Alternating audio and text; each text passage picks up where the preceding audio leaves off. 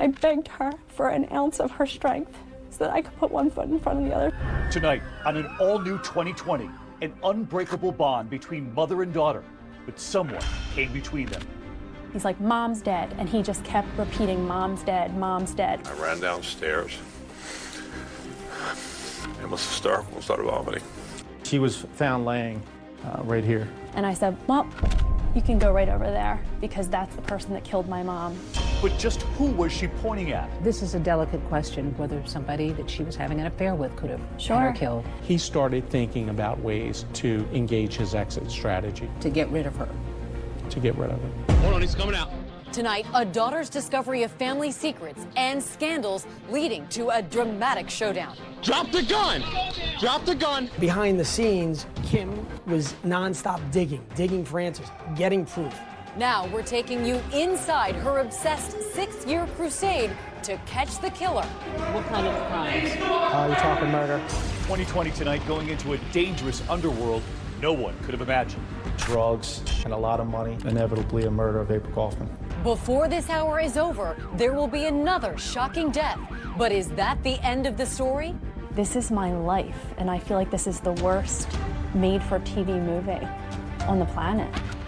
Good evening, I'm Amy Robach. And I'm David Muir, and this is 2020. And here tonight, Deborah Roberts. WIBG, it's the talk of South Jersey. Driving the corridor between Atlantic City and Philadelphia weekdays between the hours of 2 and 4, you may have heard this voice on WIBG FM. If you don't vote, I will find out I'm going to your house. I'm dragging you outside. That's the no-nonsense April Kaufman, a peppery, provocative radio host. I love being here to bring you the truth. As unvarnished, as unpretty, unbuttered on the biscuit it is. Tackling topics from politics, caring for U.S. vets. Homelessness is a big issue in our country right now for our veterans. Listeners couldn't get enough of the Jersey girl with the platinum hair, big smile, and high wattage personality. She was like a whirlwind. Like, she would come in and she would make a lasting impression on everyone. In her upscale town of Linwood, New Jersey, not far from the boardwalk, April and husband Dr. Jim Kaufman, a prominent endocrinologist, are the community's consummate power couple. The two of them were well known individually as well as together. They really wanted to be involved in the community, but they also like to have some fun. Every day, the doctor and Mrs. Kaufman had a familiar routine. Jim heading to his medical practice before sunrise, and then a standing phone call with April at 8:30 a.m. But on Thursday, May 10th, 2012, that call to April goes unanswered. And after several failed attempts, Dr. Kaufman sends over his handyman to their home on Woodstock Drive, where he discovers a horror. 911, where's your emergency? Yes, I have my bosses down. She's lying on the floor in her bedroom and she's not answering. Okay, where are you, sir? 2 Woodstock Drive, Linwood. Okay, hold on, I'm transferring you. 47-year-old April Kaufman found dead on the floor of her bedroom. With the family handyman on with 911, Jim calls Linwood police. This is Dr. Kaufman. I just got called by my house person that my wife is face down on the floor. My partner's sending out the ambulance as we speak. Okay. Okay. I'm getting there as fast as I can.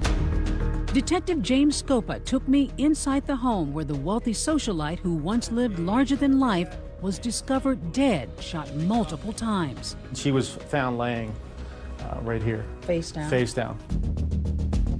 As the media got there and they started to realize who it was, that's when they knew, okay, this is really a story. It was chaos.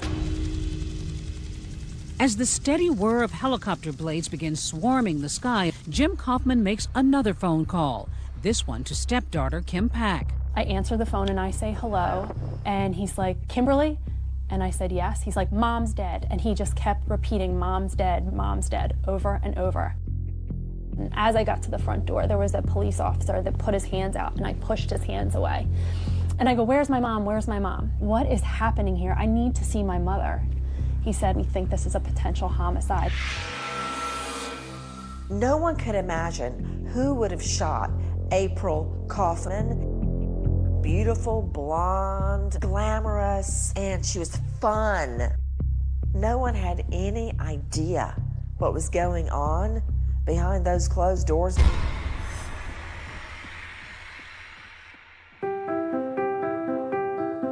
She made everybody feel like they were her best friend. Didn't matter who they were, the checkout, the parking lot cart guy, you know, hey beautiful, hey handsome, how you doing today? Friends Peg O'Boyle and Lee Darby knew April since she was a teenager and knew her well enough to know that her outward glow masked an inner pain. She had a really rough childhood. When April was 11, her mother gave her brothers and sister up for adoption, and April was raised by her grandmother, and her brothers and sister were put into foster care. You know, I think she had her thirst for being, you know, feeling loved. She just wanted to be loved. She would discover unconditional love at 17 when she gave birth to Kim with her first husband. She was an incredible mom. She seemed to just instinctively know what to do. She always spoke to Kimberly like a little adult, and we used to call her Agnes, Agnes Beeswax, because she was this little old soul.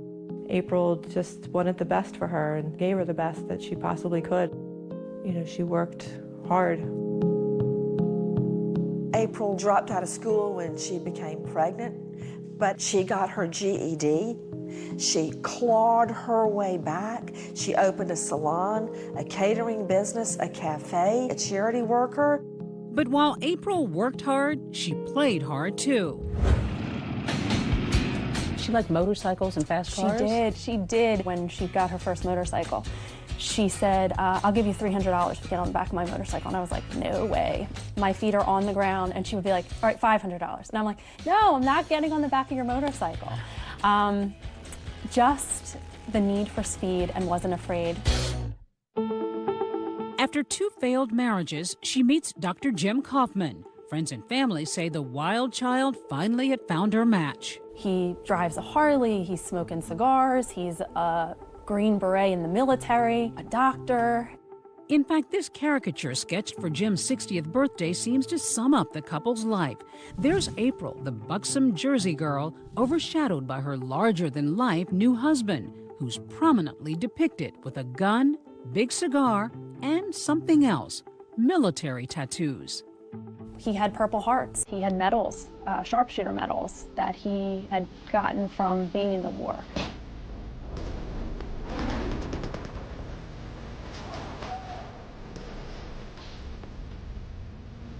The Vietnam War, back when protest songs permeated the radio airwaves in the U.S. Jim Kaufman makes clear he distinguished himself on the battlefield. Kim was so impressed, she asked her stepdad to be the subject of a college project. He agreed to be interviewed with some conditions.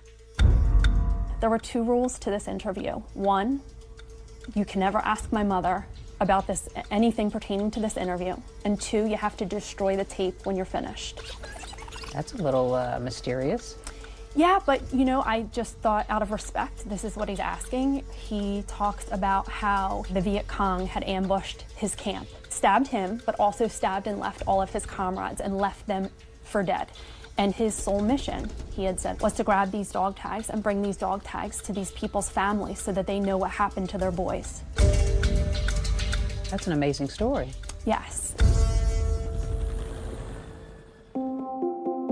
It's no wonder April was motivated to mount a campaign, using her radio voice to demand quality health care for veterans. This was such a big issue that affected our veterans and our state, our country. So I will thank my husband for a lot of the things that I've learned over the years. April felt that veterans should be treated like rock stars. So how did this fierce and loved advocate for casualties of war become a casualty herself? Kim has an idea and approaches investigators with a shocking declaration. As I made my way out into the cul-de-sac, I look up in the air and there's all these news choppers flying up above. And I said, well, You can go right over there because that's the person that killed my mom. Stay with us.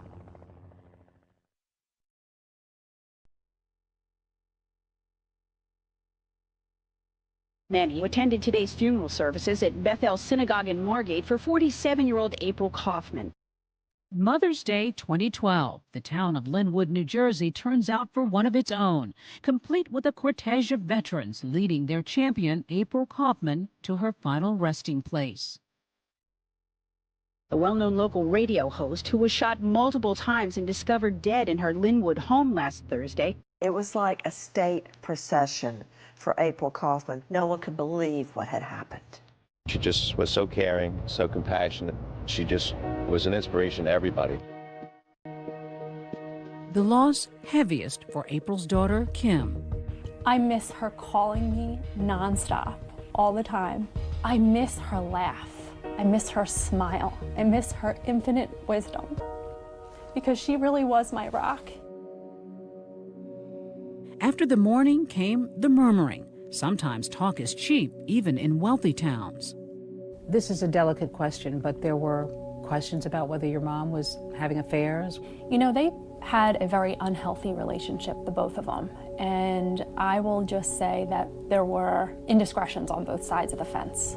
And I'll leave it at that. Did it concern you that maybe somebody that she had been involved with could have killed her?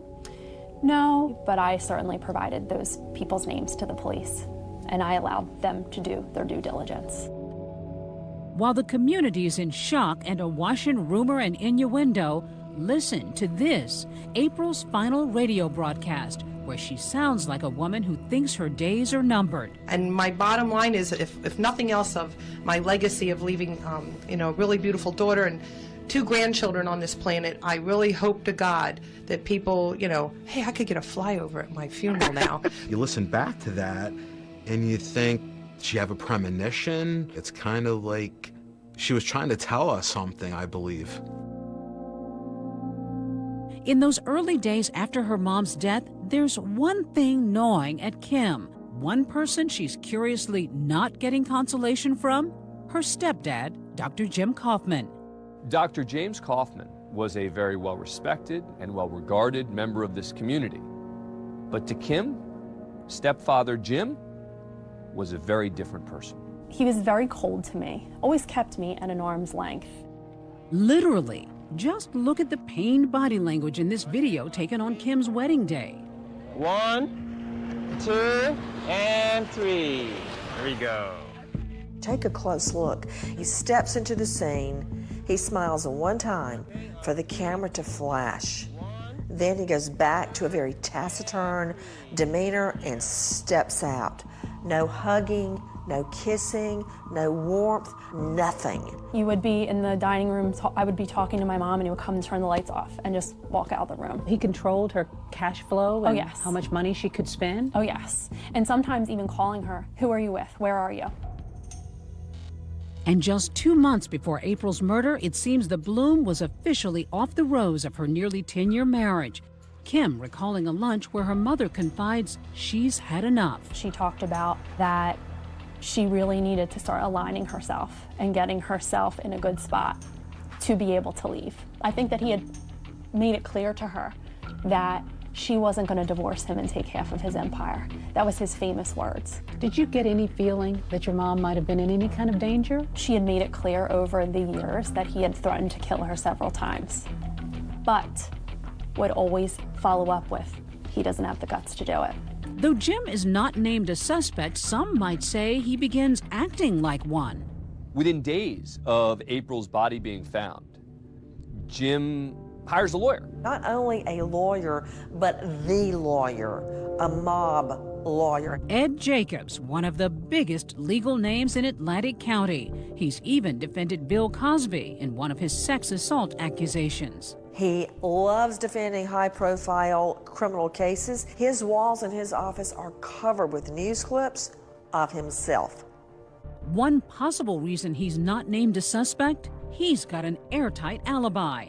That's him entering a local convenience store around the same time his wife is being gunned down.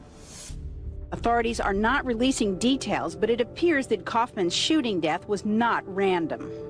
I meet him in a restaurant, and he says to me, "Let me tell you something. I have a very good attorney, and I'd been advised to not speak to anybody about this." He's like, "You might need to really start to realize that this is never going to be solved." And I said, "Well, I'm not going to realize that." I said, "because I will never stop finding out."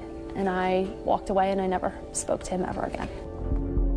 As the months drag on, Kim says the only cold shoulder icier than Jim's is the one she's getting from then Atlantic County prosecutor Jim McClain. I had several meetings with him, and he would just say it was active and open and not really say much more. Did you get the impression that he was determined to get to the bottom of this? No.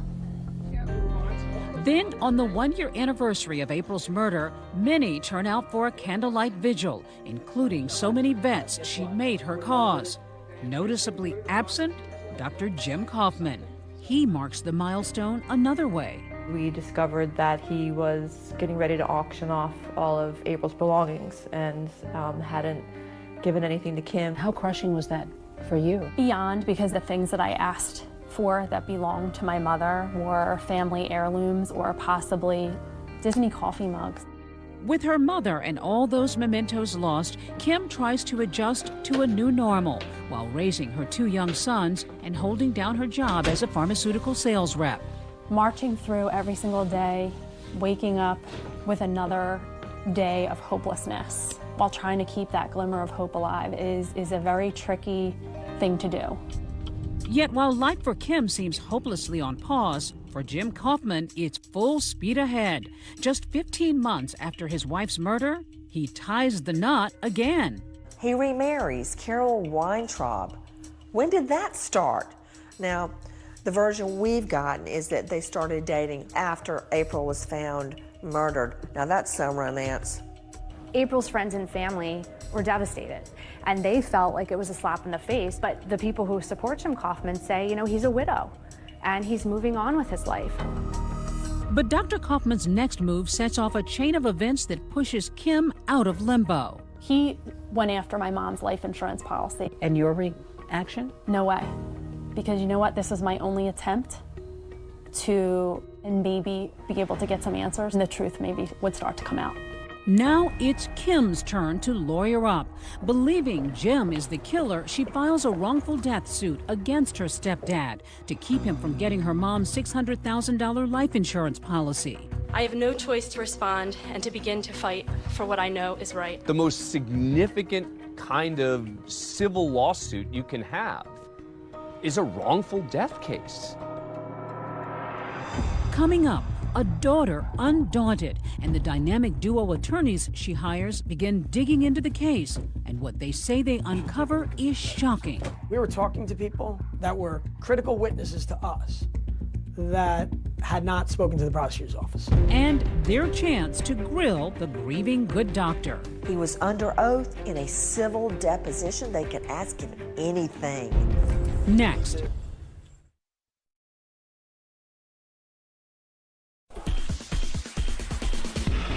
Atlantic City, legendary for its slots, signature shows, and of course, this moment. But the boom and the bust of the casino industry has made America's favorite playground a hotbed for crime, corruption, and a startling number of unsolved cases. Cases like April Kaufman's, but Kim Pack and her dogged attorneys, Patrick and Andrew Darcy, drill down, determined to get answers. Behind the scenes, Kim, with us, was nonstop digging for answers, getting proof. We were on an island, all on our own. But the tide may be turning. I grew up on the beaches and the boardwalk of Atlantic City, and I always say I have sand in my shoes. Meet Damon Tyner, son of one of Atlantic City's fabled firefighters and a longtime cop. Your dad was a bit of a legend. Yeah, he was very well known throughout the community. But the younger Tyner made a name for himself as a Superior Court judge. Good to see you. How you making out? So they named a pizza for me. I think right here? Yep, that would be me. And then last year, I, Damon G. Tyner, became the first black prosecutor in the county's history. So help me God. many seeing him as the city's much-needed savior. You're doing a good job, man. I appreciate it. Great job. Thanks a lot. Thank you. You doing? You all right? No, not judge anymore. Good to see you. That man's cleaning up AC. There you go. You took a pledge when you took the office. Tell me about the pledge. Dating back to 1970, there are about 140 unsolved homicides. I urged my executive staff to tell me which cases were most solvable. Unanimously, they all came back to me and said the murder of April Kaufman. But Tyner is sworn in almost 5 years after April Kaufman's murder. 5 long years. A lot of people wondered why 5 years passed and no recognizable work had been done. It wasn't that there were glaring mistakes. It was just an omission of effort, you might say. We wondered about that and tried asking former prosecutor Jim McClain about the investigation. His spokesperson tells 2020 McClain has no comment. Fortunately, Damon Tyner became prosecutor and his team came to the conclusion that this case should be prosecuted. For the first time, someone's listening here. Tyner agreed to meet Kim Pack and her lawyers within that first month. What did that mean to you? The fact that I was lucky enough for him to say, I'm going to take a second look at this. Me, my case, thank you. Like, this is all I've been asking for this entire time, is for someone to care. It took 3 hours for Kim's lawyers to unpack all they had uncovered. You should take a look at these records. But no evidence as compelling or illuminating as this. Today's July the 11th, 2014. A 4.5-hour-long video deposition of Dr. Jim Kaufman himself, finally talking for that wrongful death lawsuit Kim has filed. Basically, I ask the questions, you give the answers. Understood? Yes. 4.5 hours under oath is a lot of time. It's a lot of questions. I do. Okay. We may proceed. That was the first time he could be compelled to talk. There he is in the hot seat for the very first time, getting grilled on everything from his love of guns. How many guns do you own? Approximately 18. To the moment he first saw his wife lying lifeless on the floor. I ran upstairs. I looked inside and unfortunately saw April lying there. And she wasn't moving, and she had a pallor, which I've known after 30 years is obviously someone has passed away. And I ran downstairs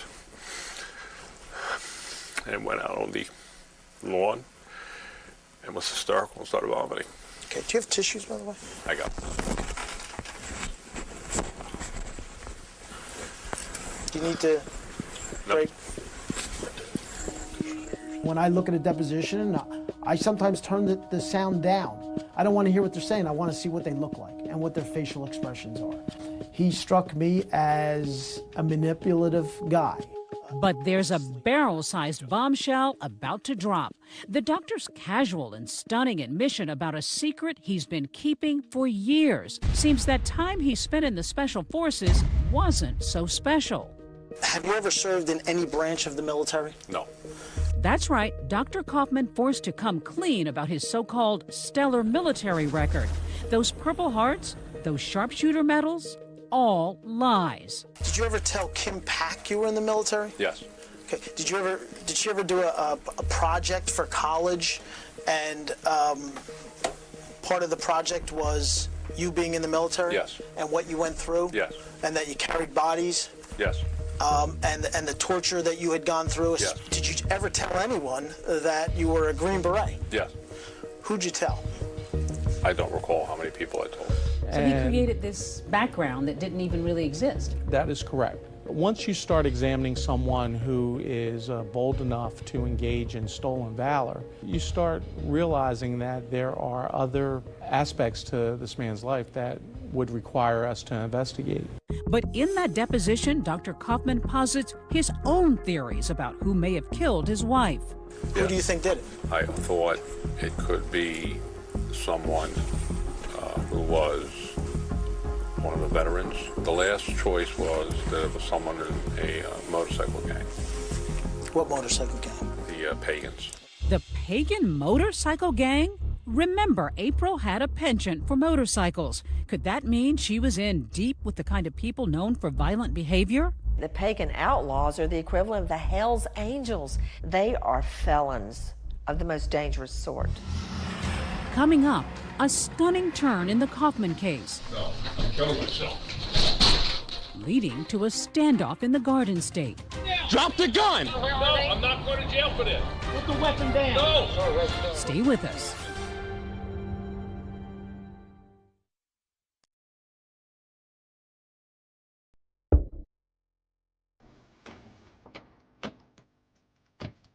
We're on the beat with James Scopa, lead detective determined to crack a big case for Atlantic City's new prosecutor.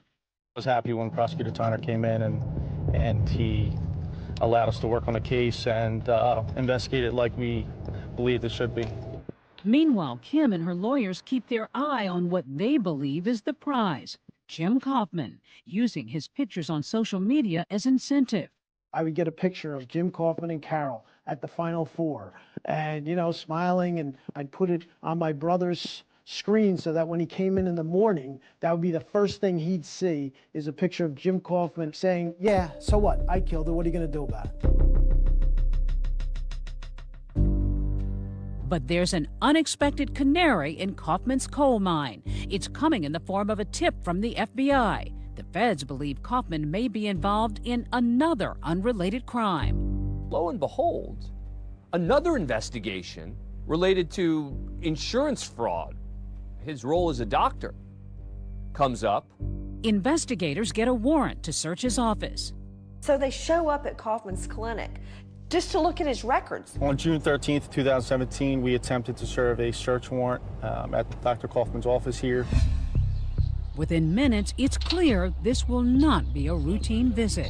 Detective Scopa, the prosecutor's office, I met you last week. Stay right here for me. Keep your names off. No. What does he do instead of ushering them in as most of us would with the feds? No, he grabs a 9mm Ruger. A police body cam captures it all. You can see and hear him refusing to let authorities inside. I have one at gunpoint, Dr. James Kaufman. He has a weapon. Drop the gun! Drop the gun! For 45 minutes, there's a heart-pounding standoff. Drop the gun! At one point, Dr. Kaufman threatening to take his life. I'm going to kill myself. It sure seems like Jim thinks they're there in connection with April's murder. Listen, let's talk. I'm not going to jail for this. We got movement. Finally, a hostage negotiator gets the disgraced doctor to surrender. Dr. Kaufman, step out to the curb. Now, slowly, reach down and pull your shirt up. Keep walking backwards. Just watch the building to make sure there's no one else still inside. This video changes everything. The husband of a murdered South Jersey radio host and advocate is behind bars following an early morning standoff. Investigators say that same day they seized more weapons from Kaufman and at least $100,000 in cash. That was a game changer. After the standoff with Jim Kaufman, he goes to jail, not for murder, but for weapons charges. He fights to try to get out. The judge would not let him out based on his conduct, and that gives the new prosecutor, Tyner, a chance to really dig into the murder case. Starting with the crime scene. So this is the house here. The bedroom that April was found was upstairs. But the biggest break in the case doesn't come from inside this house at all. We knew Dr. Kaufman that there was a point in time that he was inquiring about having her killed. And how'd you find that out? We were able to get a witness to cooperate with us this past November. That broke the case. And who was that witness? A former member of the Pagans Motorcycle Club. Remember them? They're the ones Dr. Kaufman had pointed the finger at in his deposition. The last choice was that it was someone in a motorcycle gang. What motorcycle gang? The Pagans. But now the tables have turned. One of those pagans ratting out Kaufman, and not just for murder. Prosecutor Tyner on January 9th, 2018.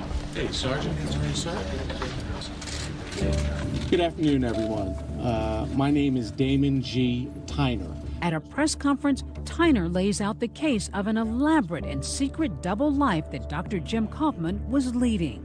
Treating patients by day, writing fraudulent opioid prescriptions for those pagans by night. they would come in and be patients. And all of a sudden you had a prominent endocrinologist that was prescribing opioids and all kinds of other painkillers when that wasn't quite his practice. So he's got the power of the prescription, and then they've got the gang activity. Essentially, they were flooding the market with opioids and selling them at a marked up price. What a bombshell. This straight-laced doctor that everyone had respected was part of a pill mill, a drug ring. And not only that, with the pagan outlaw motorcycle gang. And April Kaufman found out. Found out and, according to Tyner, threatened to expose his secret seedy double life. He started thinking about ways to engage his exit strategy. To get rid of her. To get rid of her. For the past 5.5 years since April Kaufman was found shot to death, there's been little movement on this case, and no arrests had been made in connection with the murder.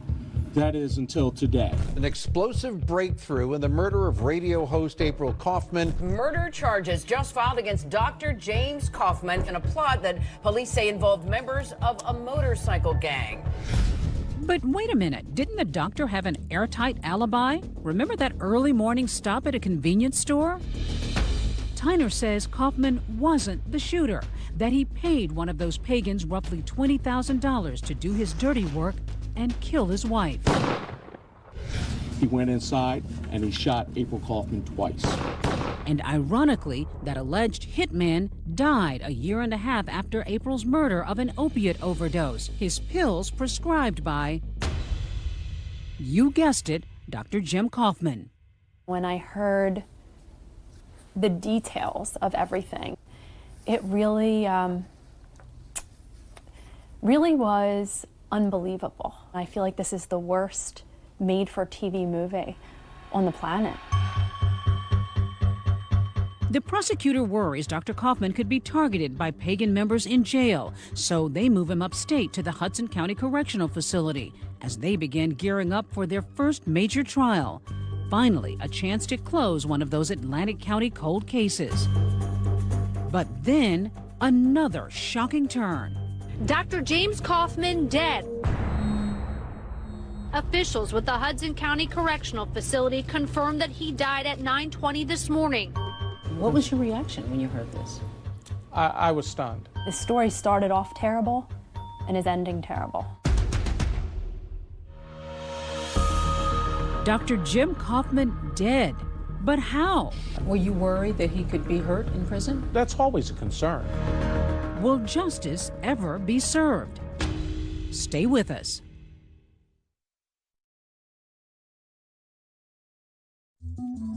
It's been a long, strange trip for Dr. Jim Kaufman, from a plush suburban cul-de-sac to the Hudson County Jail. His new home, a 6-by-9-foot cell like this. This is unit... This is Charlie 500 East. Maximum security. The inmates, many considered violent and dangerous, were Dr. Kaufman's new neighbors as he awaited his trial in a facility just across the river from New York City. What kind of crimes? You're talking murder. It's rare to get a look inside these tight quarters unless you're an inmate. But corrections officers agreed to take us in, recalling that fateful morning. Just after serving Dr. Kaufman breakfast, they made a grim discovery. The doctor was dead, hanging himself with a laundry cord. I was stunned, but that's, in retrospect, that's what convinces me now more than ever that he understood that the end was near. He realized it had all caught up with him. Yes, I think so. Bottom line, he had his wife murdered, and the only way out for him was suicide. Kaufman did leave something behind in that jail cell. This note obtained by 2020. Even in that jail cell, when he killed himself, he had to write this very lengthy suicide note to be in control at the very end, to get the last word. Kaufman adamant that he didn't kill April. I cannot live like this. No matter what anybody says, did not do anything to my wife. This 6-page suicide note is bizarre.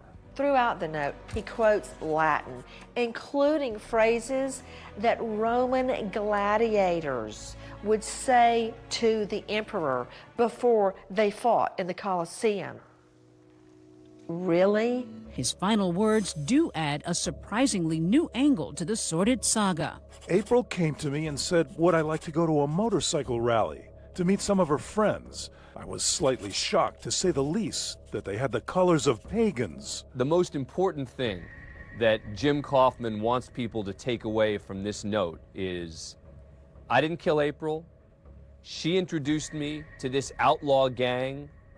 I was prescribing pills. They then got aggressive with me. They then started threatening me.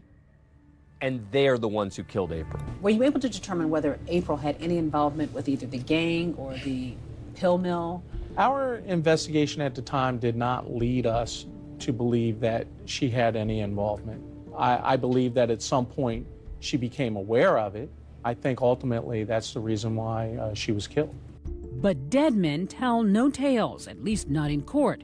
And with both that alleged hitman and Jim Kaufman deceased, Tyner's last call for justice rests with the case he's building against the accused pagan ringleader, who he believes conspired with Kaufman to kill April.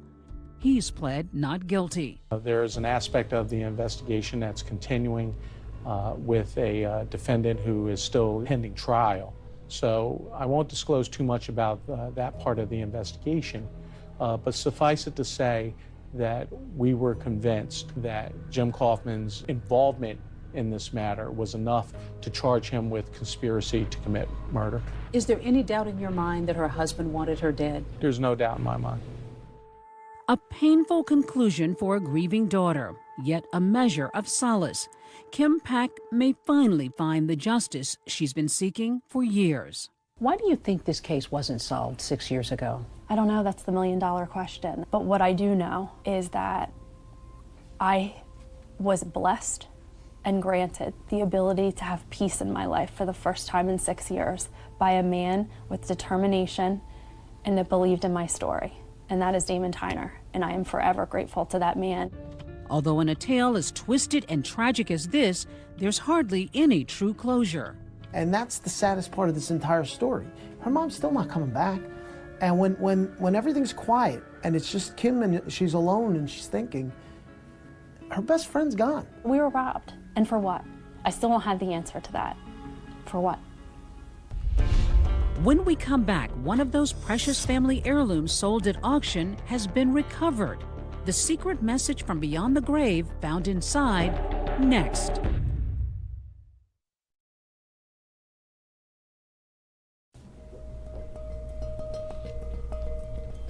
Kim Pack doesn't just resemble her mom, she's inherited the same passion that made April Kaufman so beloved.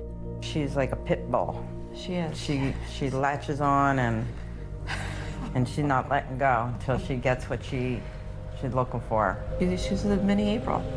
There's been dark days, very dark days, where I just didn't know how I was going to do this.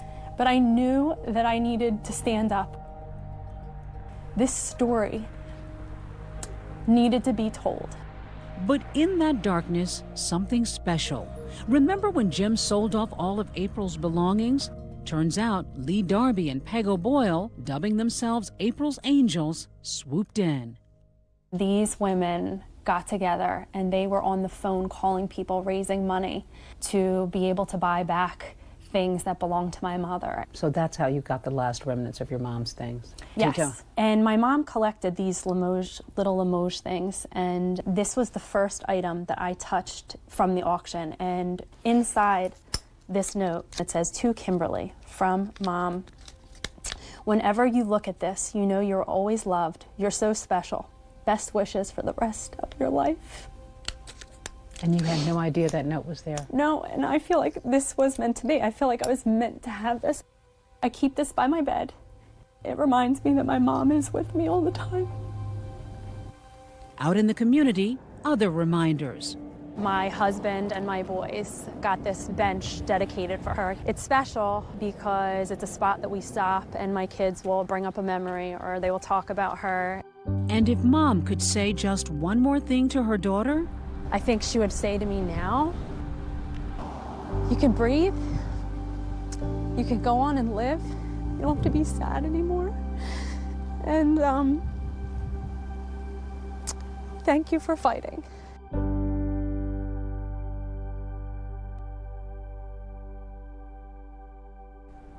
A fighter to the finish. Remember Kim Pack's civil case to get her mother's life insurance? But we can report tonight that her attorney now says that's been amicably settled with Kaufman's widow.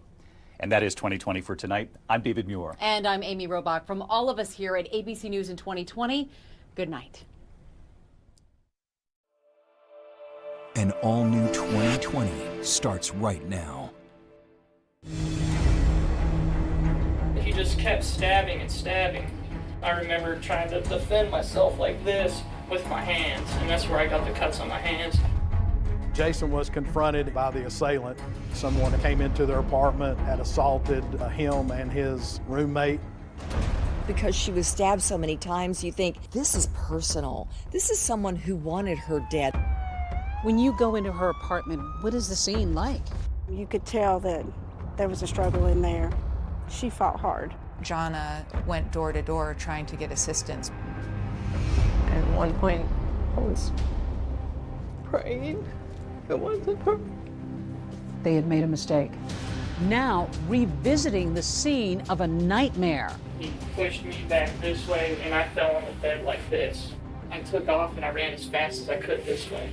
Did it trouble you that he ran away from the scene to get help instead of trying somehow to help her? Scared, he wants to get away. So he ran from here over this way to the convenience store. I didn't have anything to do with this. I had something to hide. Why would I take this test?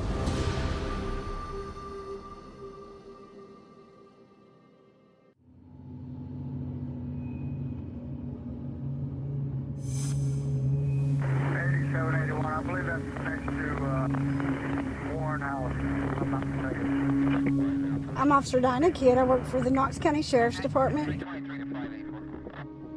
It was around 4:15 a.m. on the night of December 6th. It was real windy that night. We didn't have a lot of calls coming in. We felt like we were wrapping up our night because it was only a couple more hours till we'd get off. 8781. And then we get the dispatch call that says there's a young man that had ran to the Weigels. 1080 with the victim just occurred at Weigels, 328 North Cedar Bluff. Time, stand by for update. It's early morning in December when the clerk inside this convenience store gets a startling visitor. A young man who's bloody, pleading for help. He's barefoot and appears to have been seriously injured. Knox County 911. Yes, Mr. Weigels, remember at Cedar Bluff Road? Mm-hmm. There's a man that just walked in the store. He's heavily bloodied. Looks like he's been in a fight. A gentleman had called in from the Weigels on Cedar Bluff and stated that he had been attacked. When he ran up to the Weigels, he had blood all over his clothing as he entered into the gas station. He had a stab wound to his face. He had cuts on his hands. He was stabbed in the chest. So he did have obvious signs of trauma on his body. Does he need an ambulance? Yeah, that's what he said. Okay, can I talk to him, please? Sure, he wants to talk. All right, what's your name? Jason Amami. Jason? Amami. Now, what happened? I just felt somebody stab me right in my chest. Somebody stabbed you? Me in my face. And that's the first thing I did was get up and run. He'd heard some noise. He came outside. He came out into the hallway, and he had seen someone in the hallway, which then came to him and attacked him. He eventually got away from the attacker, and Jason had ran out the door. He had on clothing that he was sleeping in, which was just a pair of shorts. He had left so abruptly that he didn't even take time to get his glasses or his shoes before leaving the apartment. He just ran out as quickly as possible to flee and get help.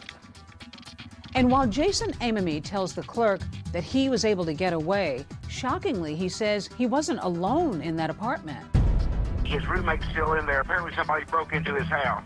Is his roommate okay? He doesn't know. How Is he okay? She was screaming very loud. Now, where's your address at? Redora Road. Redora? R-H-O-D-O-R-A. R-H-O? Park Apartment.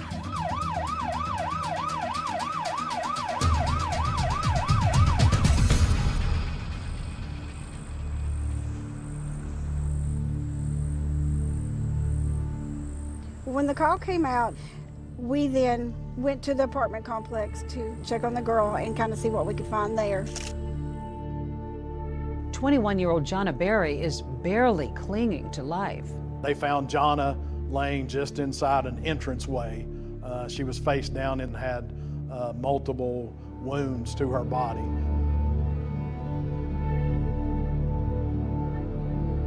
You were one of the first responders here. Yes, ma'am. What do you remember about Jonna Berry? What kind of shape was she in?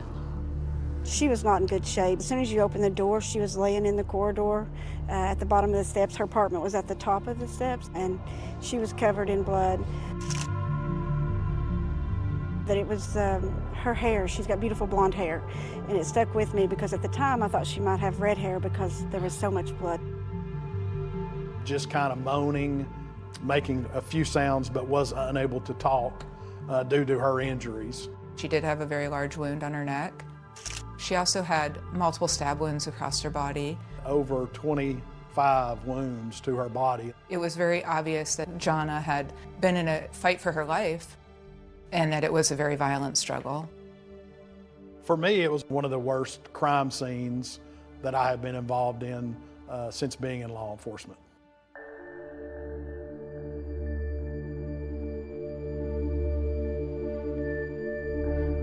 When you go into her apartment, what is the scene like?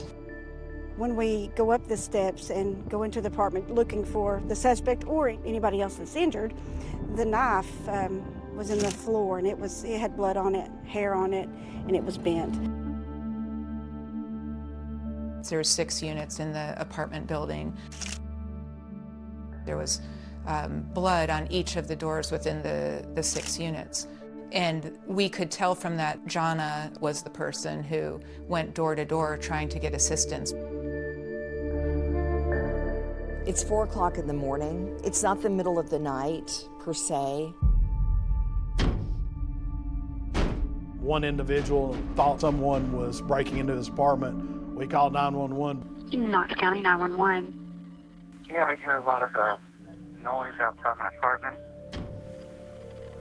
There was a lot of banging on the doors right downstairs. Now I hear some sort of yelling. I don't know what it is. Mm-hmm.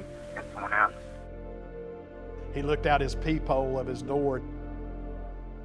Do you see anybody outside? I look out the peephole. What's your name? Just hung up on me. He didn't see anyone. It's because Jonna was crumpled on the ground below that peephole. Absolutely heartbreaking. Unfortunately, the call dropped and there was no other activity. So everything we have for Brandon Park Apartment. Once the residence was cleared and we noticed there's no one else injured in the apartment, we go back down the stairs. I go back to her. So I leaned down and was talking to her, asking her if she knew who done this, if she knew where they went. I was just asking her all kinds of questions, try to help us find out who done this and what had happened. She would move around a little bit, but she couldn't answer me. So by this time, I just kind of held her hand and waited on EMS to arrive.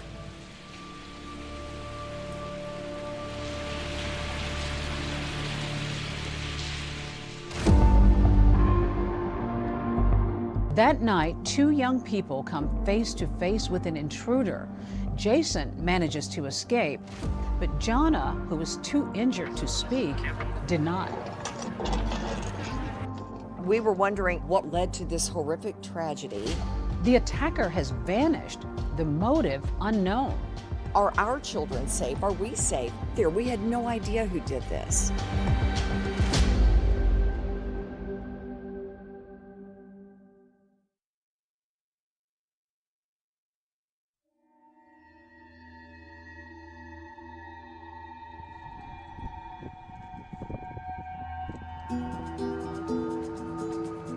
Police launch a full-scale manhunt across the Knoxville community.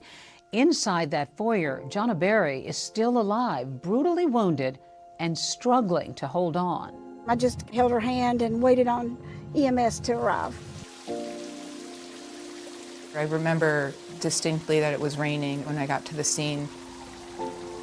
Jonna dies in the ambulance, her fight ending before she ever reaches the hospital. What do you think that may have meant to her or to you to even just be there to comfort her? I hope it helped her, and to me it would mean a lot if that was my child there.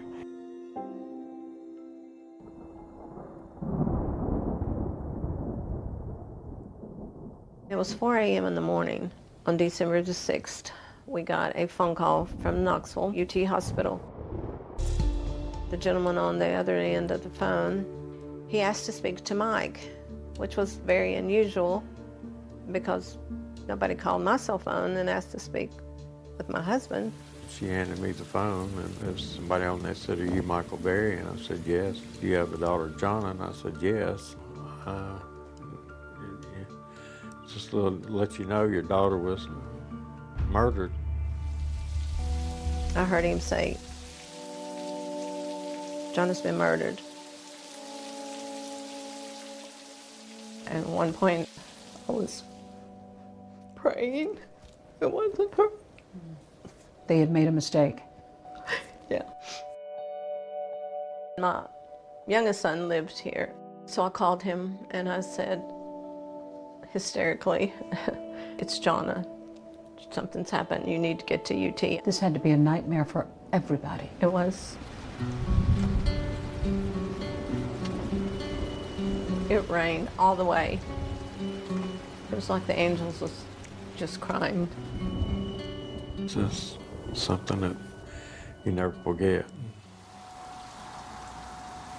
After nearly 4 hours on the road, Jonna's parents finally make it to the hospital.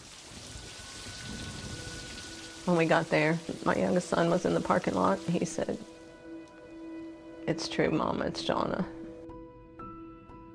Did you have any idea what happened at that moment? No. And the boys identified her body, which was very upsetting to me. She was in bad shape. Yes. I wish that I could have spared them the heartache and the memory that they'll have forever. Jonna, smile for the camera, girl. Hey! Jonna grew up in a tight-knit family in Bristol, Tennessee. Take me back. Tell me what kind of a little child she was. Jonna was a very happy child. She was very ambitious. She did dance and cheerleading. 2 older brothers. She had 2 older brothers. They were very protective of her. You had a beauty salon, and I imagine she was running around. Yes, she would get a manicure. I polished her little nails. She always wanted makeup on and her hair done. She was my best friend. She was your best friend. She was.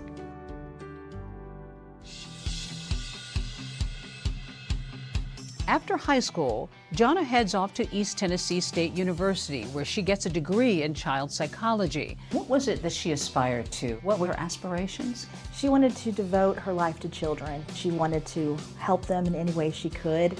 As Jonna grows older, her dreams for her future grow bigger, and she meets her fiancé, Jason White. Jonna got engaged when she was 20. Kind of young. It was young, but she knew what she wanted and she worked hard to get it. Jonna loves children, and that passion leads her to Knoxville, where she begins working toward a master's degree in child psychology. Most here consider this a safe slice of America, next to the Tennessee River. About 35 miles away, you'll find Dollywood, nestled in the Great Smoky Mountains.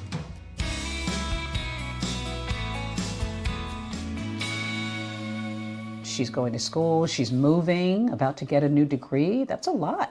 But she was so ambitious. She was constantly on the move. How does she go about finding a place to live? She was in the process of looking for an apartment, but we hadn't found the exact thing, so she stayed with a friend from college. She rented a bedroom.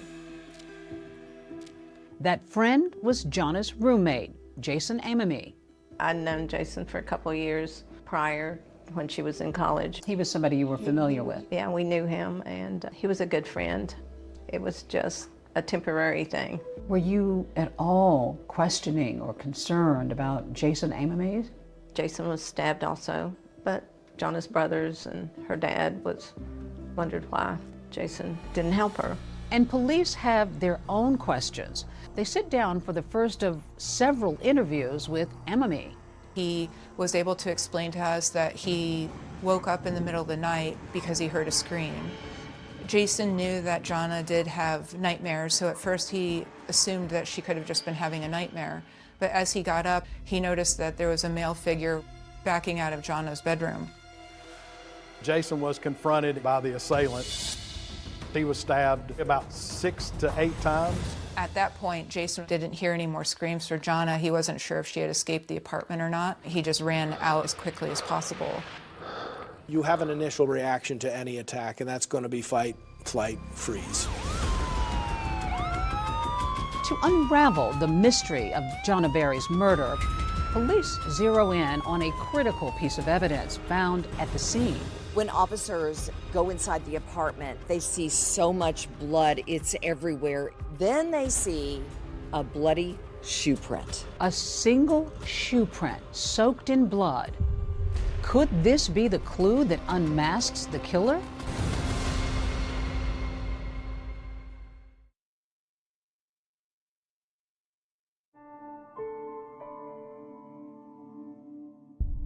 Jana was funny, charismatic, intelligent.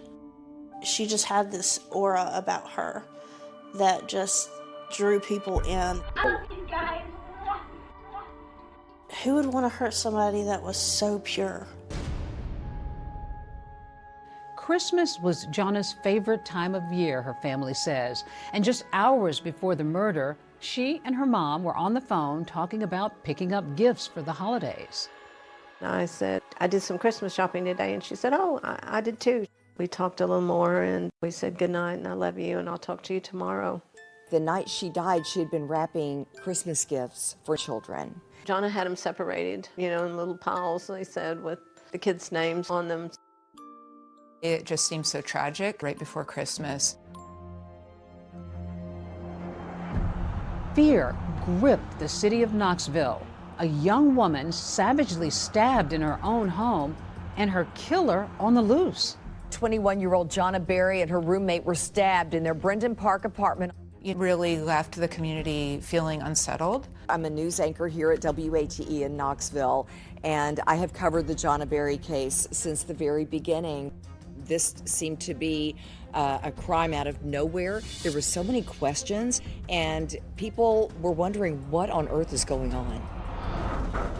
To this day, Jana's mom, Joan, can't shake the image. Her daughter bleeding, terrified, pounding on doors, and nobody answering. When you heard that she frantically ran asking for help and nobody answered their doors, what did you make of that? It angered me at first. You know, I can understand someone not opening the door at 4 o'clock in the morning. You know, I can understand that. People don't want to get involved. Why couldn't you be more like Jana and want to help people? She would have helped anybody. Some of the folks in the apartment complex possibly could not have heard the knock on the door due to it being in the middle of the night and the bedroom being located so far away from the front door. Some people, we learned, were not at home. Detectives began a full-scale investigation. And there's one thing that is impossible to ignore: the sheer amount of blood in Jana's apartment. How bloody was this crime scene? There was blood in not only in Jana's bedroom, Jason's bedroom, blood in the living room, blood on the back door, blood out the back of the apartment going down the stairs. Blood is on the doorknob, blood is on the floor, blood is on the door. Looked like there had been some type of fight in Jana's bedroom.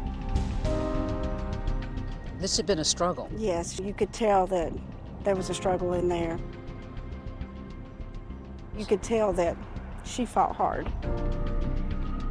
Numerous samples of blood were taken from the crime scene. The blood sample were sent to the TBI for analysis. This is the exit that the perpetrator took the night of the crime. We can see that this door is ajar. There's no evidence of a forcible break-in. Detectives wanted to find out was how the person got into the apartment without no forced entry being there. Was the door left unlocked? Did they have a key? Were they let in? There was some speculation that Jonna had been on the phone with her fiance, and perhaps in the excitement of wrapping the gifts and just having these other distractions that she forgot to lock the door. Could it have been a friend of theirs that was in the apartment? Was it somebody that had gotten upset with Jason or Jonna? So there's a lot of different theories that were being thought about of what could have happened. Investigators also discover curious items in the apartment, like a hat and a CD case they believe belonged to the killer. The Atlanta Braves hat, the CD case, all of those things were leading us to believe that someone else possibly had entered the apartment since these things did not belong to either one of the occupants of the apartment. The murder weapon was discovered in the hallway directly outside of Jonna's bedroom. The knife was in the floor and it had blood on it, hair on it, and it was bent. The hair that was found on the knife appeared to be from Jonna. We knew right away that the knife came from inside the home. It was part of a matching set that was from the kitchen. What stood out to me the most about the weapon is how damaged it was. The handle was broken, the blade was bent. I could only assume that it had hit bone, that it was used multiple times, that it was very violent just given the force to break the handle. While the murder weapon reveals a violent struggle, there's a single piece of evidence left on the blade which might point to the hand that held it. There was a partial fingerprint that was found on the knife. There was an unknown DNA that was found on the knife. Now that's got to be important because now that's going to be something that's going to lead you to somebody. Oh yes, very, very important. If we can match a fingerprint or a partial fingerprint to someone, that would help. Our guys photographed it, sent that off to the lab to see if they would be able to get the fingerprint off of there and see if it was in any kind of system or database that they had. But police aren't finished yet. In Jason's room, they discover a piece of cardboard, and on it, a damning piece of evidence. There was a very pronounced shoe print. And what stood out about the shoe print the most is that it was in blood. Detectives also take note of the shocking number of times that Jonna was stabbed. Jonna's autopsy revealed that she suffered over 20 stab wounds, some of them to her neck, head, and face, as well as her chest, back, and legs. She had close to 26 stab wounds. The nature of the crime, it was a very intimate, personal crime. It kind of led to maybe thinking it was somebody that knew her, that had gotten mad at her, maybe a crime of passion. So we were looking at people who were close to her. Because she was stabbed so many times, you think, this is personal. This is someone who wanted her dead. This had to be someone who knew her. And that's when detectives begin looking closely at the two Jasons in Jonna's life. Could one of them know more than he's letting on?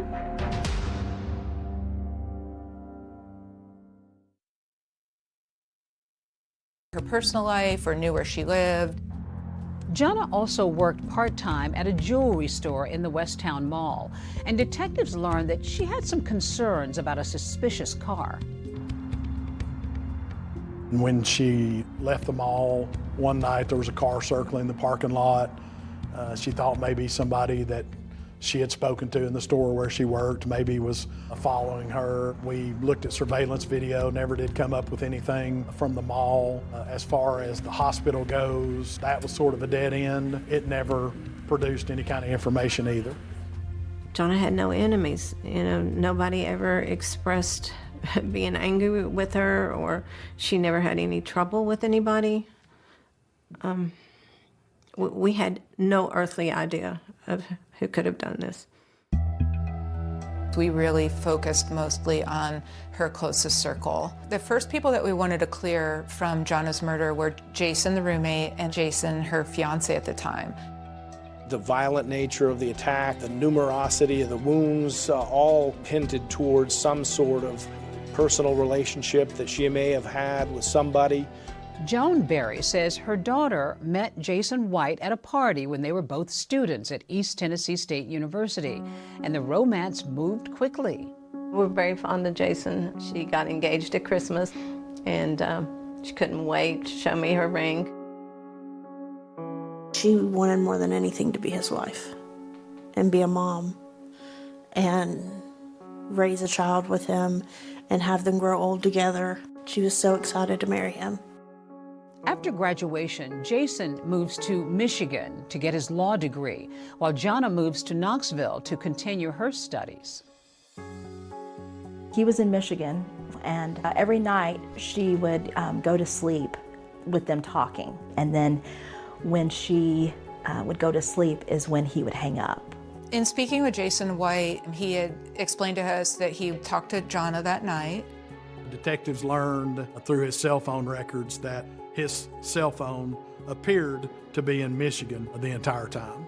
No, there was no suspicions in my mind. I had never crossed my mind that Jason White ever did that.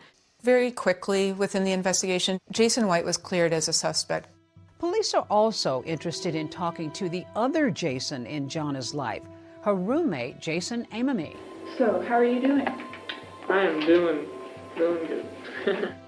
Police interview Jason the day after he gets out of the hospital, where he was treated for wounds to his chest, face, and hands. Once Jonna's fiance was ruled out, all eyes went to her roommate.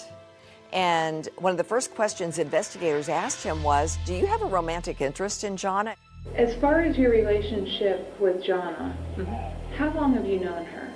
I've known her for probably at least over 5 years. Okay. Did you guys ever date? No. Never? No. I was living in Knoxville and she needed a place to stay, so I said I'd be happy to let you live with me and it wouldn't be a problem. She's got her fiance, but this is another guy. What did you make of the arrangement for her to move in with a guy as a roommate? I was fine with that. I'd known Jason for a couple of years. He was a boyfriend of one of her good friends too, so, and even her fiance, Jason White, he didn't have a problem with it. He tells Detective Delgado that on the night of the attack, he was watching TV when Jonna decides to go to bed. She probably went to sleep about 10:30. I probably went to sleep 12:30 around there. What do you remember after that? I just remember waking up, hearing screams. I looked at my alarm clock. I believe all I remember seeing a 4, so probably 4 a.m. sometime. Jason says it's not the first time he's been awakened by Jonna screaming at night. She sleeps very light. She told me when she first moved in, she said, if I wake up and I'm scared or something, just come in and check on me, make sure I'm okay. At first he assumed that she could have just been having a nightmare, but as he got up and he was leaving his room to enter her bedroom, he noticed that there was a male figure. Next thing I remember is I'm on my bed and he's on top of me. I just remember fighting with him. He punched me in my face. I kept telling him, I was like, what do you want? He just kept telling me, shut up, shut up. And then I felt a sharp pain right here, and that's when I knew he had a knife. He grabbed the knife to try to get it away from the individual. He kicked the individual in the groin area. The individual went back against the bedroom wall. He saw an opening that he would be able to get out of the bedroom. At that point, he didn't hear any more screams for Jonna. He wasn't sure if she had escaped the apartment or not. But at that point, he just ran out of the apartment as quickly as possible. You ran out of the apartment. Did you take anything with you? I didn't even think about it. What were you wearing?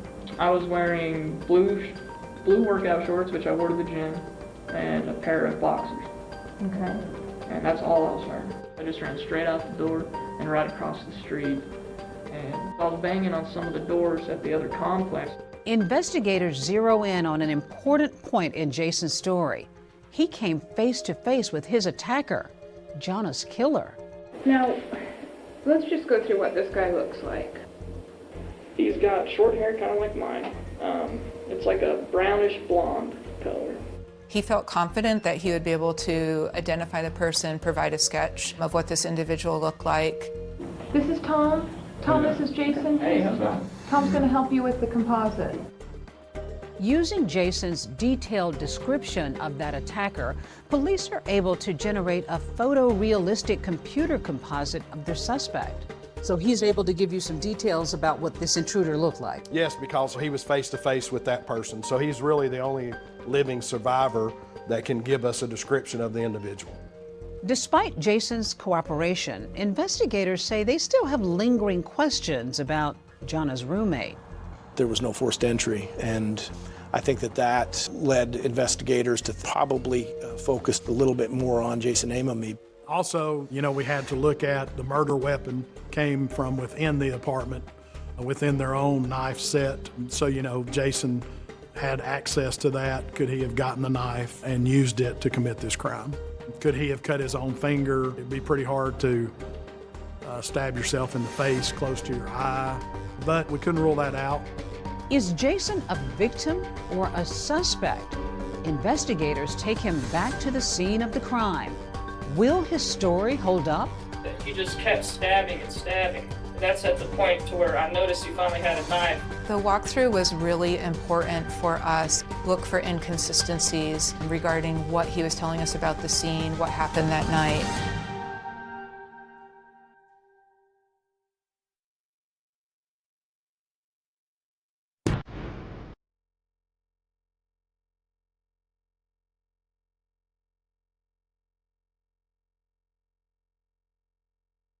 John and I talked about her wedding plans. We looked at several venues. We did purchase the wedding gown, and I'm grateful that Jonna got to experience that in her life. Just days ago, Joan Berry was helping her daughter plan a dream wedding. But after Jana's violent murder, her mom is now planning her daughter's funeral. When we got to the cemetery, it was raining, and Jonna was buried in her engagement ring. She still had some blood around her cuticles and her fingernails. So I cleaned her nails, and that was the last thing I could do for her. She had so many plans for her life, and she was going to live life on her own terms. And that was taken from her, brutally and violently taken from her. Her brother was supposed to play the piano at her wedding. Right. And now he's playing at her funeral. How does a family switch gears like that? You don't have no choice. We had no choice. But there's an unexpected guest at the funeral. Just 48 hours after he was released from the hospital, Jana's roommate, Jason Amami, attends the funeral. And so do detectives. There was a lot of chatter about the fact that Jason had run from the scene and leaving Jana there essentially to die.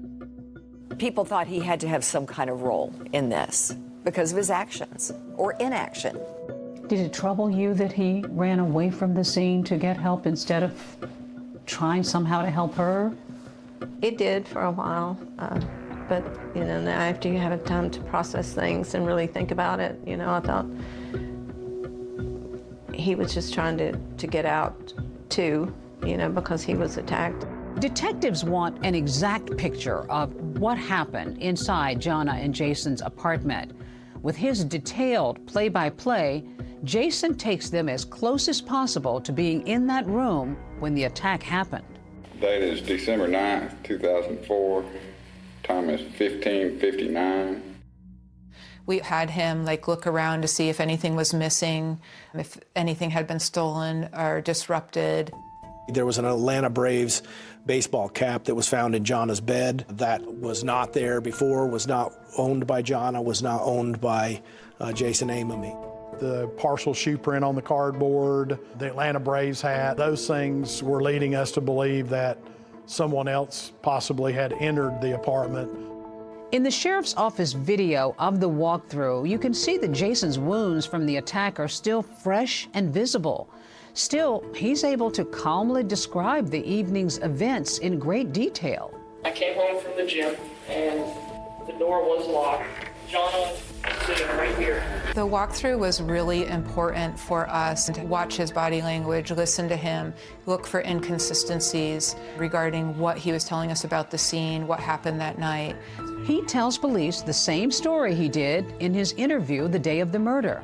Jonna went to sleep first. He went to bed around 12:30 and then was awakened around 4 a.m. I heard a scream. I didn't say a word. My door was totally closed to my room. I woke up just from my sleep here, and I remember walking this way. He says he opened his bedroom door, which was closed. He was confronted by someone. And he is right there. And I'm still looking down, and I remember doing this and having him face me and grab me like this. And then he pushed me back this way, and I fell on the bed like this. At first he was confused. He wasn't sure if he was being punched or being stabbed. He just kept stabbing and stabbing. And that's at the point to where I noticed he finally had a knife. I remember trying to defend myself like this with my hands, and that's where I got the cuts on my hands. And Jason described pushing them back towards the wall of the bedroom. That information was corroborated by blood smear on the drywall. Jason says he no longer heard Jonna screaming and didn't know if she had escaped the apartment or not. I took off and I ran as fast as I could this way. He said that when he left the apartment, he had to unlock the front door to get out. And as I ran through here and got the door open, I just ran. I didn't even stop in here. I ran down through here and down these stairs. So Jonna's roommate goes running from this apartment complex. What route did he take? Jonna's apartment is located over this way, so he ran out of the apartment complex. He saw a figure off in the distance. He thought it was the person that was still chasing him or looking for him. Came this way and looked closer at it. And I saw a figure come from behind this little cabana here and kneel down in between one of these bushes here on the other side of the pool. And it was kind of like somebody going like this. Walking like this.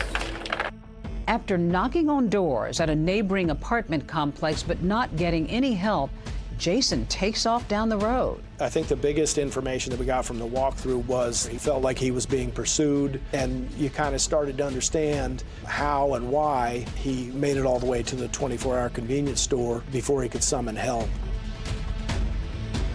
I bolted down to the street. And I got behind the car and started yelling even more. They didn't even stop. So I remember going just right next to these bushes here. I remember scaling right about this point right here. And then when I got to the door here, I looked inside and noticed the clerk. I got to here, told him to get help. After that minute-by-minute account that was consistent with his earlier statements, detectives are now less convinced that Jason could be the killer. But is he telling the full truth? When Jason was confronted by the polygrapher, he became very upset. Turn your chair around, let's talk. Yeah. Your scores were substantial, Faith. Where am I wrong then? I have told you the 100% truth. And new physical evidence leads to more questions than answers. There was Jonna's DNA, Jason Amomey's DNA, and there was an unknown DNA that was collected. They realize there's a third party that was in that room. And a twist so wild, not even seasoned investigators could see it coming. I felt very confident. This has to be our guy. Why would anybody want to cop to a crime they didn't commit?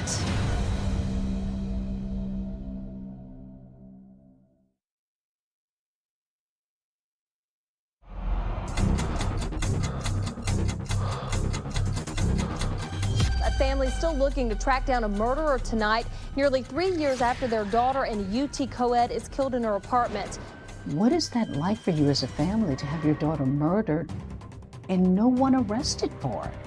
That was the only thing on my mind from morning to night. That's all I could think about. When it comes to this mother wanting to find answers, she would stop at nothing. We need to know who did this to Jonna. We need answers. We would follow up with the tips that we would get. Ruling out suspects. All I'm trying to tell is the truth. And I'll give my point, Jason, that you haven't told it to me. I have told you the 100% truth. And seeing what's left. There was an unknown DNA that was collected from several locations inside and outside of the apartment. Now that's got to be important because now that's going to be something that's going to lead you to somebody.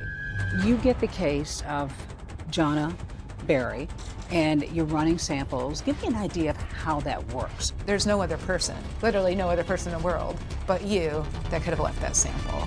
You know what happened to this girl?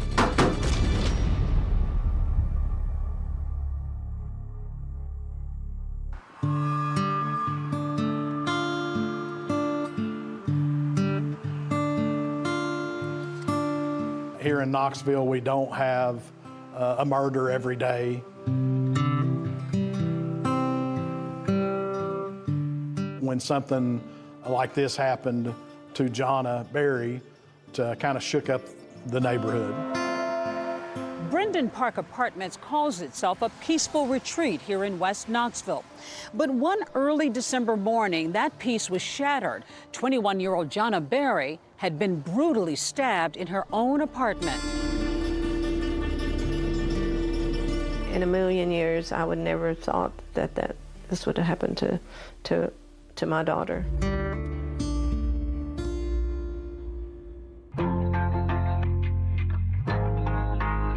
21-year-old Jonna Berry and her roommate were stabbed in their Brendan Park apartment on December 6th. The roommate who survived was able to call police, but Jonna didn't make it, and her killer is still on the loose. Based on the description that Jason gave us, we had a composite sketch made. This is who sheriff's investigators are trying to identify. He's in his 20s, about 5 feet 8 inches tall, 150 pounds. The thing about the composite, it has some really distinguishing features. Kind of almond-shaped eyes, widow's peak, kind of a blunted nose, but a white male. If you think you have information that could help the case, you're asked to call the sheriff's office. Leads were coming in, but leading nowhere. Meanwhile, Jonna's mom turns her grief into frustration. The weeks go by, no arrest. What is that like for you as a family to have your daughter murdered and no one arrested for it? We called every day. We would call the detectives. There was that feeling that detectives and the sheriff's office weren't doing enough, when in reality, they were working this every day. There just weren't any answers. Jonna Berry's family is still upset over a lack of closure.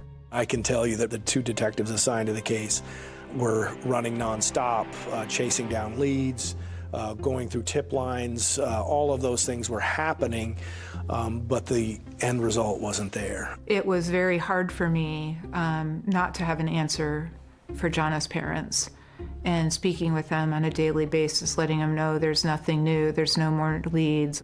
I became so worried that it would become a cold case and we would never get answers. I kept it in the media. I did everything that I could. You turned your grief into action. I did. I did. Yesterday, they were at the track in Bristol. Today, a church in downtown Knoxville. She called me every time she was doing something different. Hey, we're going to put flyers at the cleaners. Can you come? Joan used her own money to put billboards all over town, including a heavily traveled stretch of I-40. We had several billboards with Jonna's pictures, with the picture of the composite on them, and $70,000 reward. A local grocery store chain had information about seeking help to solve the unsolved murder on their delivery trucks. We handed out flyers. Family and volunteers put flyers on cars in the neighborhoods around through there. I don't think I could ever be as strong as Joan. She wouldn't stop. She digs in and she just goes. That was the only thing on my mind every day, from morning to night. That's all I could think about was who would kill Jonna.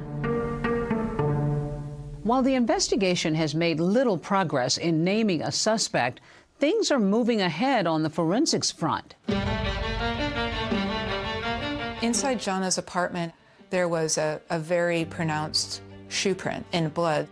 We ended up sending off the cardboard that the tread pattern was on, and we got information back from that this tread appeared to be this type shoe, Faded Glory. Most have sold at Walmart. The shoe print ID is the most promising evidence so far, leading detectives to their strongest suspect. We got a tip a few streets over from the apartment complex that an individual had been involved in some crimes, some thefts, and that led us to an individual named Michael Percival.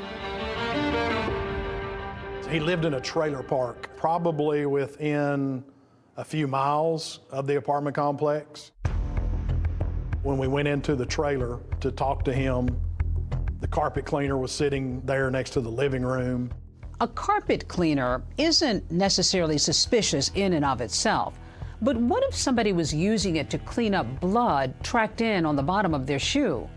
Detectives ask Percival if they can look at his shoes. Detective Delgado retrieved the shoes for Michael Percival, and she noticed the tread on those being similar to the tread that were found in the apartment in Jason Amamy's room. She kind of elbowed me and showed me the tread, and we were both kind of like, holy cow, these could really be, the shoes. I saw Captain Hall, and he said, we've got him. He still had the shoes, Kevin. He still had the shoes. Everything looked like it was lining up for us. Michael Percival was the individual responsible for Jonna's death. But does the shoe fit? We can't believe what he's saying. It doesn't make any sense. And there are more questions for Jason Amamy as his patience wears thin. 100%. I didn't have anything to do with this. Calm down. I'm the here. I didn't get nothing to do with it. Calm down. I feel like a suspect.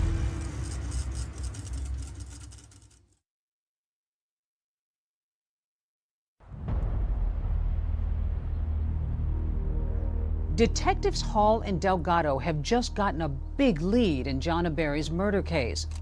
They're led to a 19-year-old named Michael Percival. His shoes appear to match that bloody shoe print left behind at the crime scene. I felt very confident. This has to be our guy. Both of us were kind of big-eyed. It was just like, we've got it solved. We couldn't believe that he kept the shoes. Investigators bring Percival in for an interview. And in a shocking admission, the teenager says he witnessed the murder. When Michael first admitted to being at Jonna's house, he explained that this was part of a drug deal gone wrong. He said that he went there with a drug dealer to collect money from Jonna and Jason for drugs that they had purchased. He said that he entered the apartment and this individual that he came with was stabbing Jonna and Jason inside the apartment. But as detectives keep questioning him, they say his story just isn't adding up. There was nothing to indicate at all that Jason or Jonna were involved in drugs, so it was very inconsistent with what we knew about the victims. Jonna was never involved in drugs. She was very straight-laced. Investigators take a closer look at Percival's shoes that they believe might have been at the crime scene. We sent those off for analysis, and the analysis came back. It was not an exact match. Those were not the shoes. This was another dead end. Michael Percival was ultimately cleared. Why would anybody want to cop to a crime they didn't commit? We learned through the investigation that Michael Percival liked attention. Now, back at square one, investigators are re-examining the case. There's this one person detectives keep coming back to, and it's Jonna's roommate, Jason Amamy. While evidence such as the CDs, a baseball cap, and that bloody shoe print suggest a third person might have been in the apartment, detectives still have questions for Jason. We wanted to 100% make sure that Jason wasn't involved in this in any way. Even if there was another person involved, that he didn't let them in. So police ask him to take a polygraph test. He agrees, and the test is videotaped. Are you ready to take this test? Sure. All right. If you would, Let me take off my sweatshirt. yeah, if you would.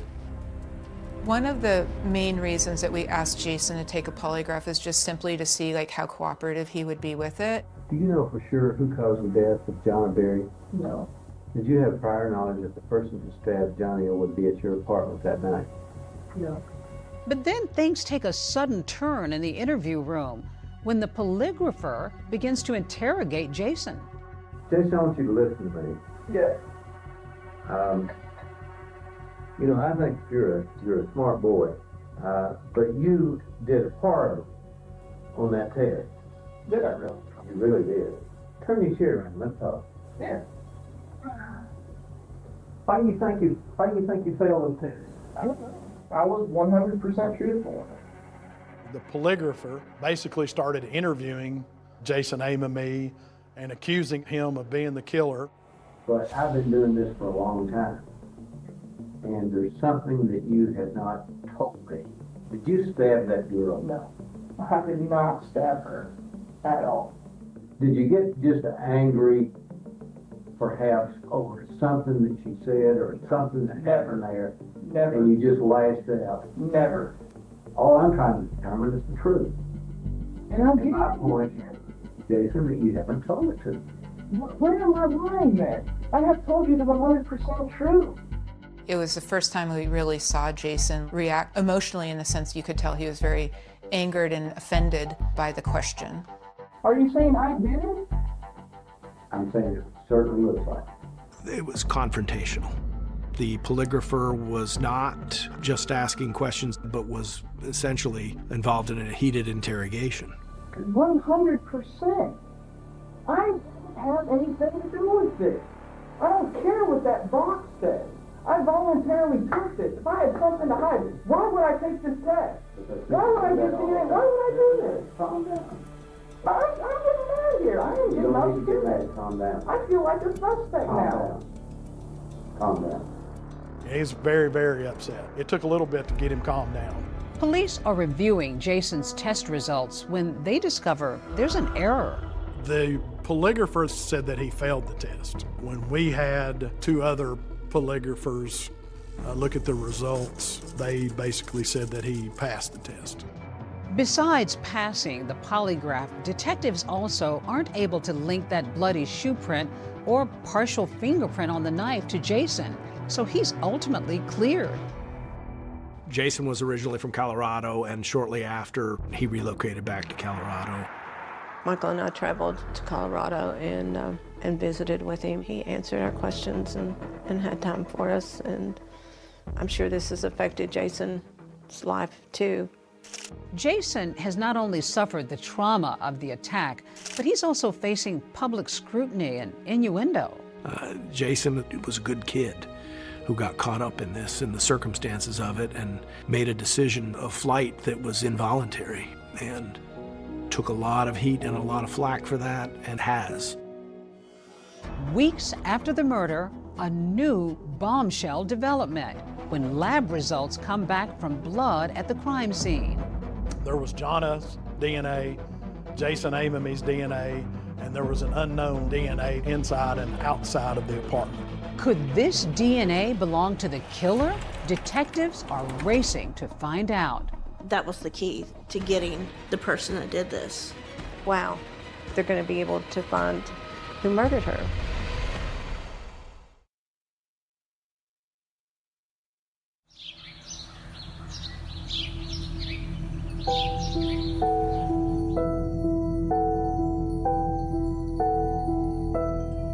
I see memories of Jonna everywhere in the house, right? Yes. These are Jonna's little baby shoes. They rest here? That's where they stay here all the time, yeah. Even though years have gone by since their daughter's murder, this is my pride and joy. I love this. In nearly every corner of every room, mementos of Jonna. This is Jonna's room. We call it Jonna's room. Jonna's room. Still. And I still have her wedding gown. You still have her wedding gown. All these years after later. 20 years. This is it. That's beautiful. This is the dress, her wedding gown. All the beading. Oh, look at the train. Oh. She looked beautiful in it. Yeah, it's 20 years old. She had picked out a wedding band for Jason, and we bought it. So Jonah's dad wears the wedding band. He wears it every day. Well, still got it. She worked so hard and did so many things. That was a small gesture.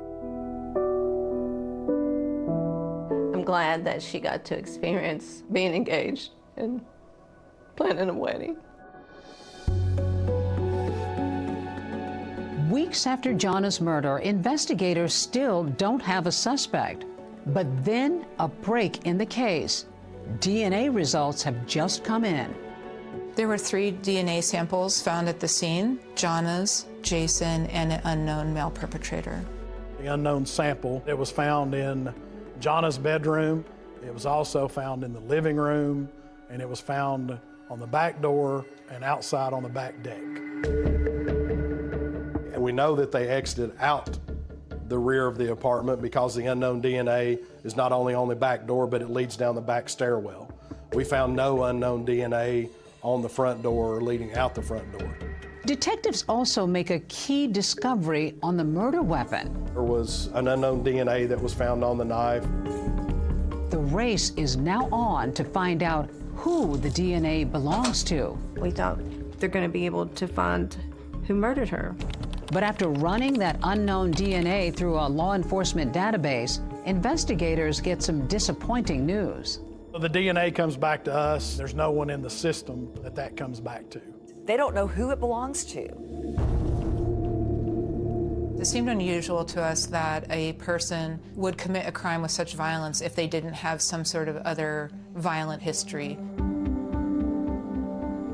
They ran the DNA and no match. No match. While meeting with investigators, Joan learned something else that shocks her. Tennessee doesn't take DNA if you're arrested for a violent crime, only if you're convicted. I was absolutely shocked, and I even said, wow, well, that needs to be changed. And that's exactly what Joan does. For more than 2 years, hoping it might lead to her daughter's killer, she pushes for a new DNA law. I would go to the Capitol and introduce myself and ask them if they would support the DNA law. We're talking about any violent crime such as murder, rape, even robbery. Those people arrested would have to submit their DNA. Joan is a fighter, and she rose up like a phoenix.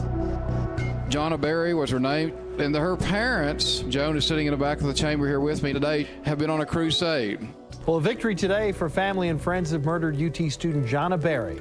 I think this is a very important bill for every citizen in the state of Tennessee.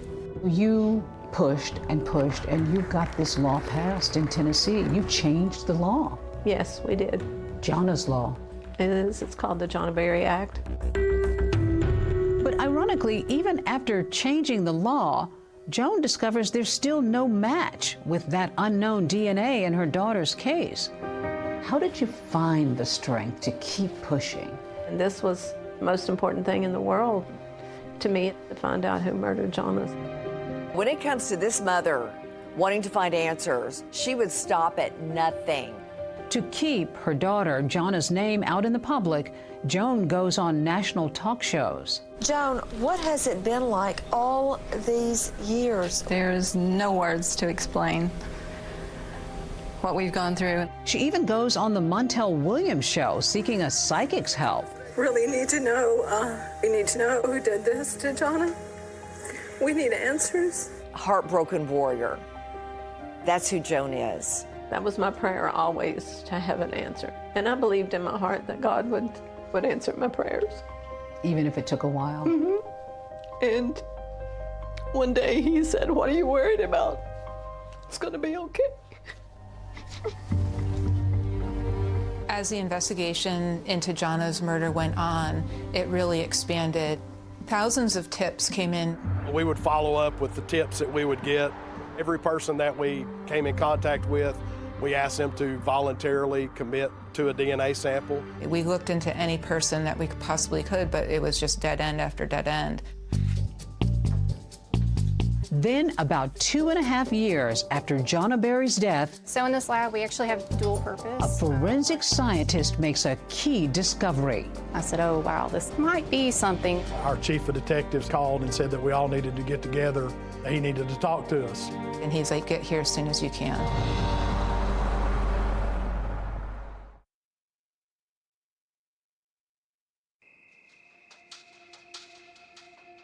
A family still looking to track down a murderer tonight, nearly 3 years after their daughter in a UT co-ed is killed in her apartment. The main thing that you're going on is DNA evidence. Yes, we had the unknown DNA. It was really our only connection to the person that was connected to this crime. We thought, will we ever have this case solved? Then the case makes a turn. Someone called in a tip after looking at the composite sketch, and they said, that looks like someone I know. And that someone is Taylor Olson. Looks very similar. Yes. Taylor Lee Olson is 22 years old. He lived about 15 minutes from the crime scene, and he was known to have committed some petty crimes, also harassment, theft. He also had an outstanding warrant for his arrest out of another jurisdiction. We arrested him, asked him about the crime. Does he present in any way at all to you that he might have a connection to this? He said that he didn't know anything about the crime. He voluntarily gave us his DNA. Given that Taylor Olson only had smaller petty crimes, he didn't really fit the profile of who we were looking for. We just thought, hey, you know, this is just another person that looks like the composite sketch. Olson's DNA is then sent to a lab to compare it to the unknown DNA found at the crime scene. It comes back, it is a match to the blood of that unknown person found at the crime scene. So in this lab, we actually have dual Jennifer purpose. Millsaps, the forensic scientist at the lab, made the match. I looked at it a couple times. I wasn't too sure. I wanted to make sure that it actually was a match and I hadn't confused something. So we actually ran it twice to verify it. That must have been a big moment. Oh yeah, it was huge. Amazing. Probably one of the happiest moments of my life. We were all very excited, high-fiving each other, celebrating. Gave Brad a big hug or something because we couldn't believe it finally happened. You get a phone call.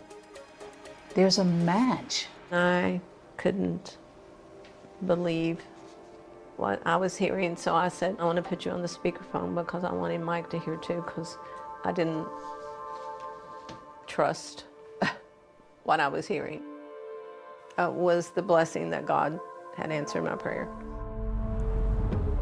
So when we come back to town, we learn that Taylor Olson has a couple more outstanding warrants for his arrest, a burglary and a theft. At that time, detectives don't have a warrant to arrest him for murder. So we go into mode of looking for him and trying to locate him on those arrest warrants. He was found, ironically, in the mall where Jonna worked, in the parking lot of the mall. He was inside the trunk of a car. He was trying to hide from the officers. So we took him into custody. You had your suspect. We had a suspect. We wanted to give him an opportunity to explain why his DNA or his blood was found there in the crime scene. What's up, Taylor? How you doing? It was very important to us that he didn't have any upfront knowledge that we were going to talk to him about Jonna or the DNA. Do you know why you're here? Pretty much. What for? Guys accused me of breaking into his house and stealing a bunch of steal. Had you ever heard about the Jonna Berry homicide case before? Mm-hmm. So you'd never seen Jonna Berry before? Like, in person? Yeah. No, I've never met her. Detectives decide to confront Olson with the DNA evidence. After I sent your sample off to the TBI lab, they got us a report back. It's a match for your DNA being in Jonna Berry's apartment. Is this a joke? No. Like, I really don't know anything like it. Trust me, it's not a joke. Is there any reason that you can explain your blood being in John Berry's apartment. My blood was in John Berry's apartment. Right. You serious? Yeah. He was very adamant that he was not there. He denied any involvement. You think killed someone? I'm just talking about the evidence, is what I'm talking about. I've never killed anyone. We knew he was there, of course, because of the blood, his DNA being there. So we're here to give you an opportunity. Okay. To, tell us what happened, why you were there, and why your blood was there. I have never been there. I ain't no killer. I haven't killed no one. I've never killed anybody. Never. There was no doubt in my mind at that point that this was the person that we've been looking for. We have your blood there. So I'm pretty much huh? We're giving you the opportunity to explain. I don't have an explanation. What happened? Finally, we were just like, hey, he's just going to keep going and going with this story, and nothing's ever going to change. It almost seemed like he thought that he was going to get away with it. Olson is questioned 3 days in a row. And on the final day, investigators are about to make a breakthrough. I've been sitting out here in the hallway listening to this that you're talking about, and I'm just about sick of it. Why did you do this to this girl? And finally he said, okay, I was there. I can't believe this happened. You got the knife away from that person, went kind of crazy.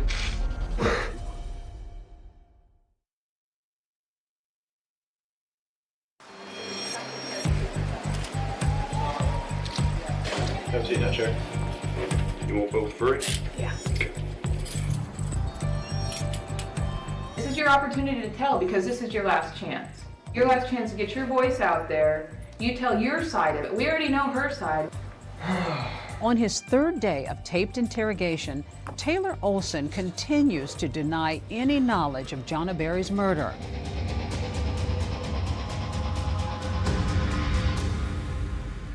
Why don't you tell me what happened when you were inside? I don't know. He would just say, I don't have an explanation, don't have an explanation. So finally, we just said, like, enough's enough. Taylor, I've been sitting out here in the hallway listening to this you're talking about, and I'm just about sick of it. You know what happened to this girl?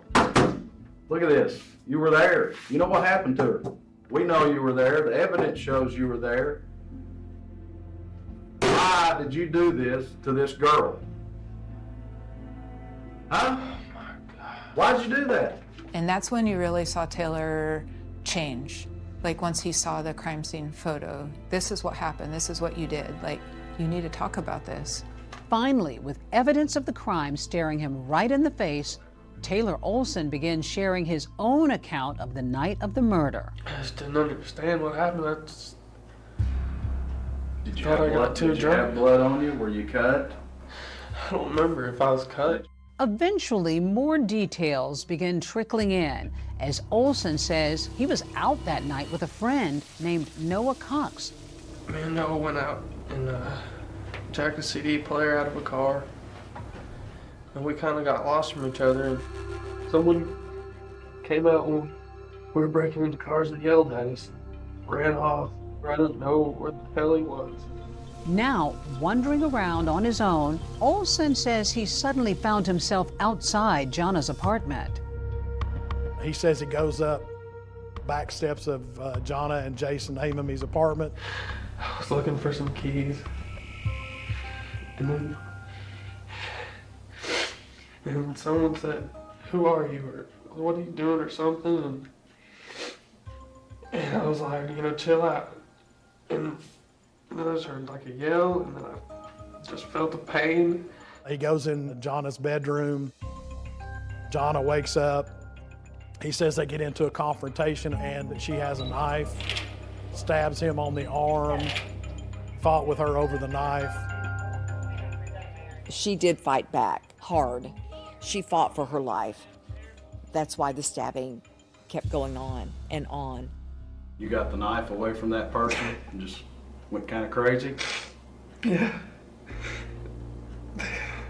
I guess they were sleeping with it.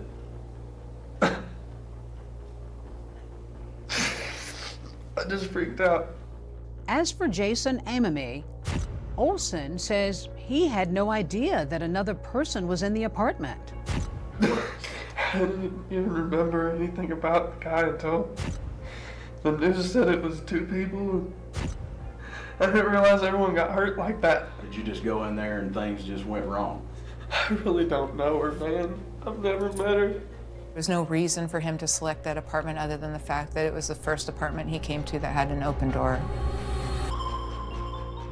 And Jonna, according to her mom, was a stickler for locking the door every night. Nobody knows why the door was unlocked on that night. After nearly 3 years of unanswered questions, with investigators looking at people in Jonna's life and complete strangers alike, Olson's confession is startling.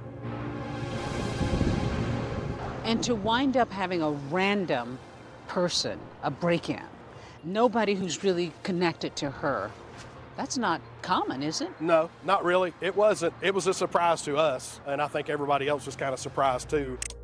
Now that Knox County detectives know Taylor Olson's full story, he prepares to tell his mom and sister the truth.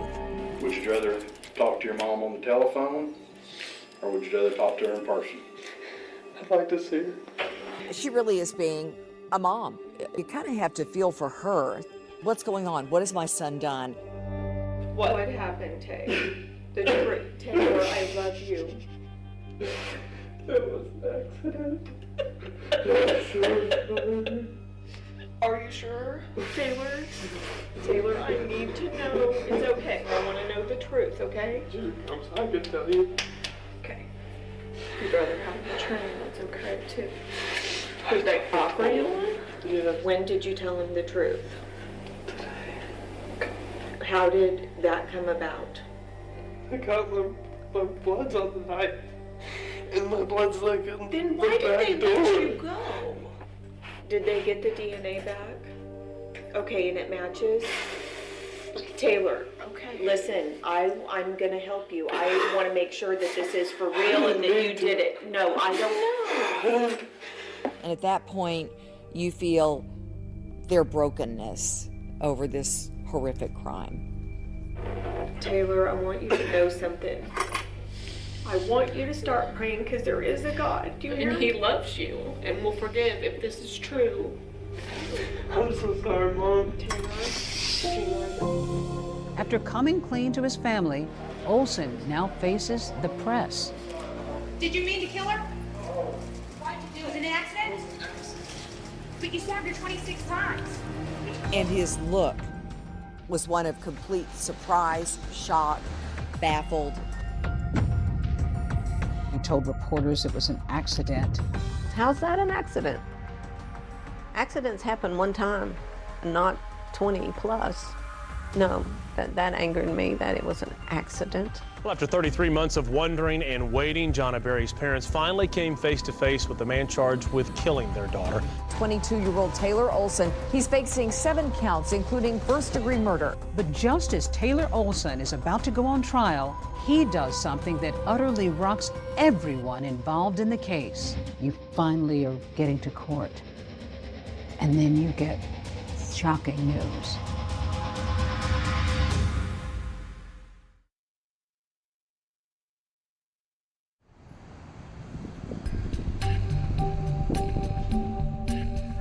Our top story tonight. This man, 22-year-old Taylor Lee Olson of Knoxville, is behind bars. Now, today's announcement providing some relief to Jonna's family, who have spent years and countless hours searching for her killer.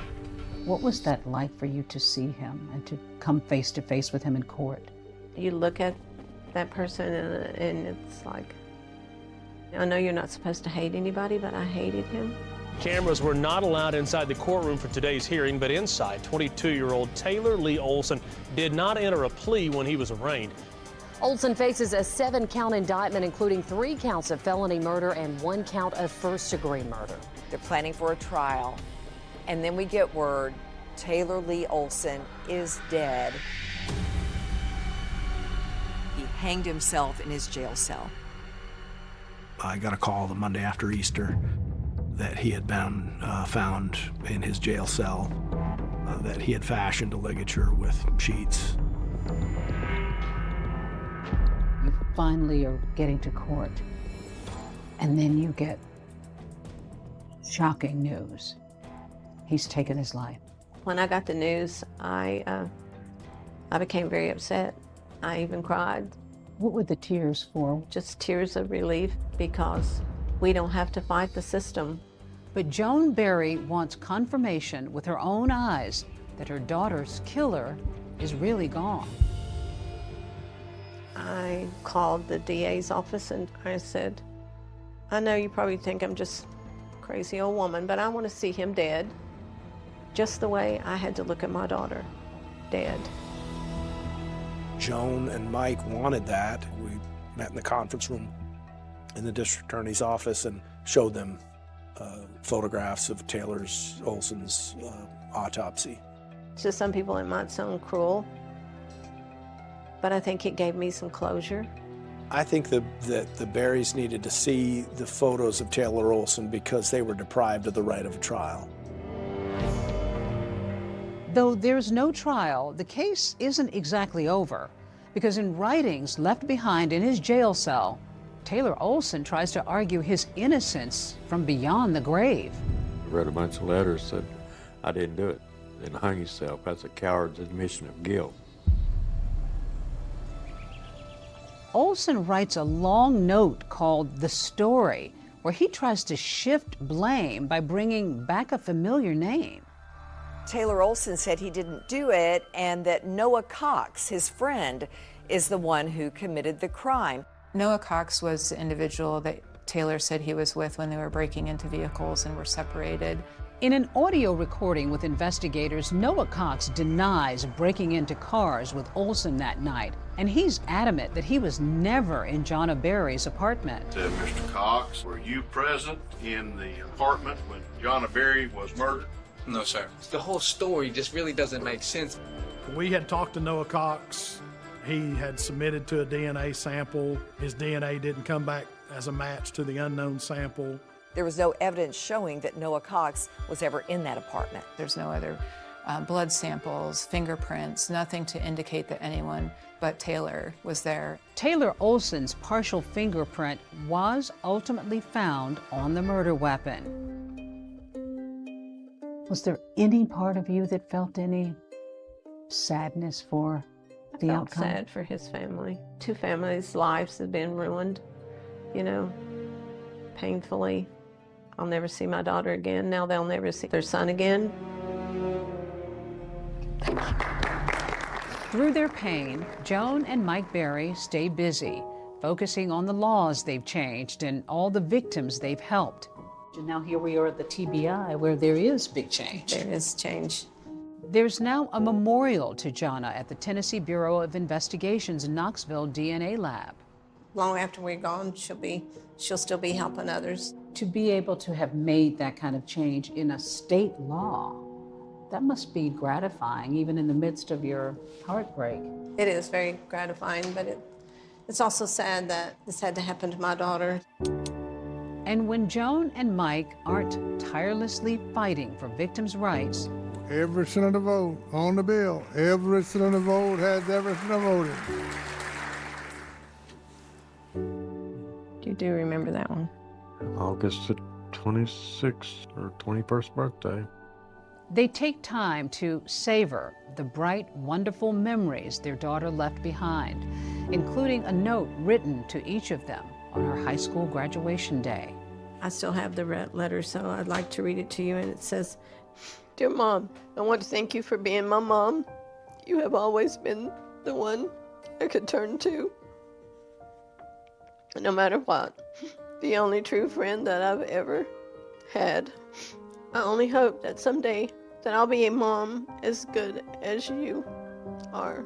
I hope that I have made you proud, and I hope I will continue to make you proud in the future. I love you, your daughter, Jonna." I love you guys. She loved life.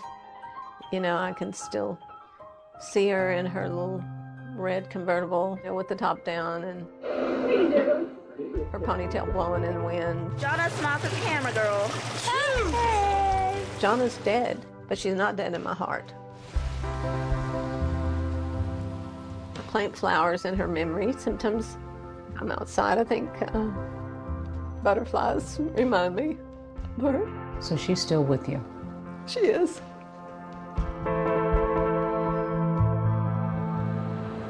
Such emotional words from a mother, David. After her daughter's murder, Joan Berry actually started a support group to help families and victims of violent crime. And Deborah, as you know, she also continues to advocate for DNA arrest laws. Today, 34 states require that DNA is collected after an arrest.